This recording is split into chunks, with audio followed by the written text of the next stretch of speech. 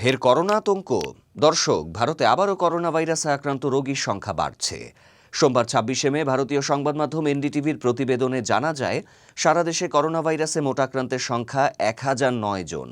এর মধ্যে রাজধানী দিল্লিতে কমপক্ষে ১০৪ জন রোগী পাওয়া গেছে। তার মধ্যে ৯৯ জন গত সপ্তাহে আক্রান্ত হন।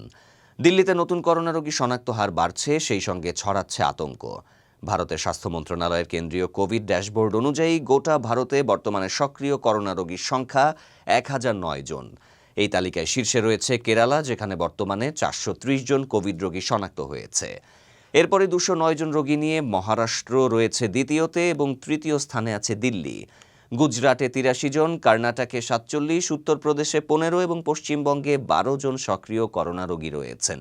এছাড়া করোনার কারণে মহারাষ্ট্রে ৪ জন, কেরালায় ২ জন এবং কর্ণাটকে একজনের মৃত্যুর খবরও পাওয়া গেছে। আসাম, অরুণাচল প্রদেশ, বিহার, হিমাচল প্রদেশ, জম্মু ও কাশ্মীর, আন্দামান ও নিকোবর দ্বীপপুঞ্জ থেকে এখনও পর্যন্ত কোনো সক্রিয় কোভিড আক্রান্তের খবর পাওয়া যায়নি। ভারত জুড়ে বিনামূল্যে টিকাদান কার্যক্রমের পর কোভিড পরিস্থিতি অনেকটাই নিয়ন্ত্রণে এসেছিল, কিন্তু হঠাৎ করে আবার সংক্রমণের ঊর্ধ্বগতি বিশেষজ্ঞদের উদ্বিগ্ন করছে। দেশটির স্বাস্থ্য কর্তৃপক্ষ নাগরিকদের সতর্ক থাকার পরামর্শ দিয়েছে। বিশেষ করে বয়স্ক ও ঝুঁকিপূর্ণ রোগীদের ক্ষেত্রে এই সতর্কতা বেশি মানতে বলা হয়েছে।